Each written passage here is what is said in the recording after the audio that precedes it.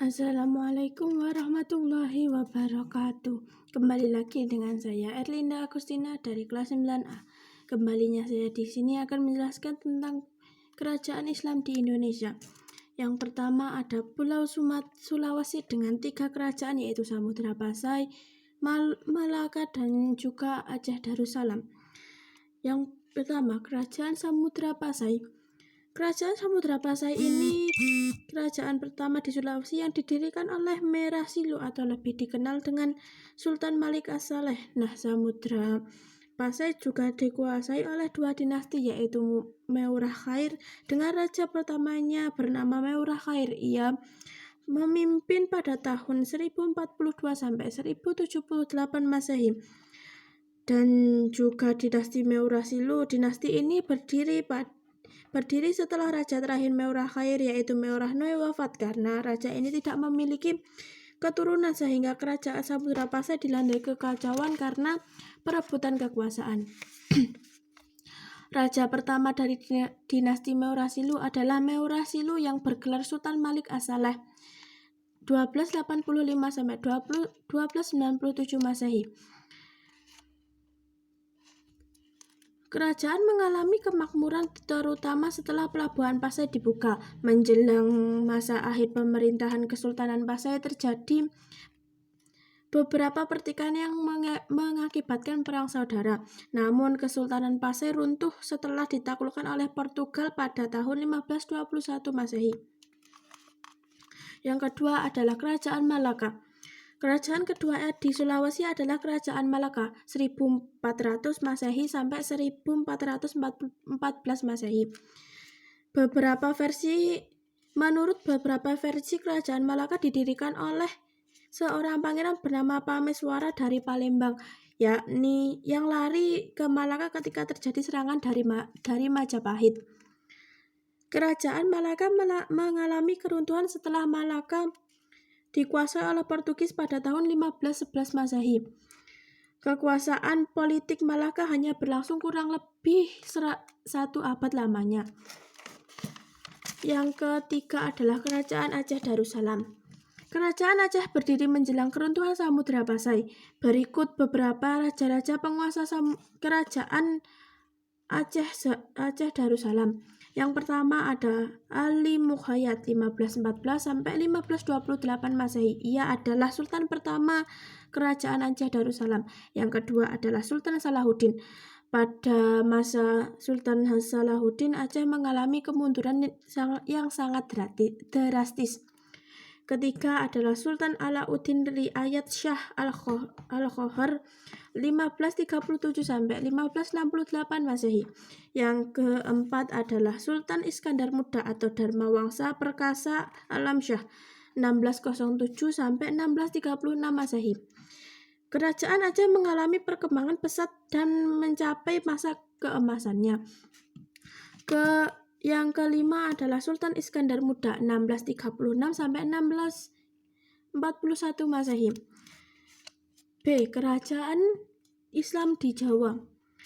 Jawa memiliki 5 kerajaan Islam, yaitu Perak, Pajang, Mataram, Cirebon, dan juga Banten. Yang pertama adalah Kerajaan Demak. Kerajaan Demak adalah kerajaan di Jawa pertama yang berdirinya disokong oleh Dewan Wali Songo, sehingga hanya bertahan selama 3 masa kekuasaan. Sultan pertamanya adalah Raden Patah yang kemudian diteruskan oleh anaknya Patih Hunus dan Sultan Trenggana. Berdirinya kerajaan Demak dilatar belakangi oleh melemahnya pemerintahan kerajaan Majapahit atas daerah-daerah pesisir utara Jawa. Pada masa pemerintahan Sultan Trenggana, kerajaan Demak mencapai puncak kejayaannya. Demak mengalami kemunduran setelah wafatnya Sultan Trenggana pada tahun 1546 Masehi. Yang kedua adalah Kerajaan Panjang. Kerajaan Panjang berdiri setelah runtuhnya Kerajaan Demak yang dianggap sebagai pewaris resmi dari Kerajaan Demak. Panjang berdiri pada tahun 1546 Masehi oleh Sultan Hadiwijaya sebagai tanda ikatan politik antara Jawa Timur dengan Panjang. Panji Wiryakrama Surabaya dinikahkan dengan putri Sultan Hadiwijaya. Yang ketiga adalah Kerajaan Mataram yang berdiri pada tahun 1586 Masehi dengan raja pertamanya Sutawijaya yang bergelar Panembahan Senopati. Panembahan Senopati digantikan oleh putranya yang bernama Mas Jolang. Pada tahun 1602 Masehi, Pangeran Puger, saudara sepupu raja yang telah diangkat sebagai penguasa Demak, melakukan pemberontakan. Kerajaan Mataram mengalami masa kejayaan pada masa pemerintahan Sultan Agung. Setelah Amangkurat II wafat, berdasarkan perjanjian Giyanti, kerajaan Mataram terbagi menjadi dua, yaitu Sultan Yogyakarta dan Kasunanan Surakarta. Kesultanan Yogyakarta diperintah oleh Raja Hamengkubuwono I, sedangkan Surakarta diperintah oleh Susuhunan Pakubuwono III.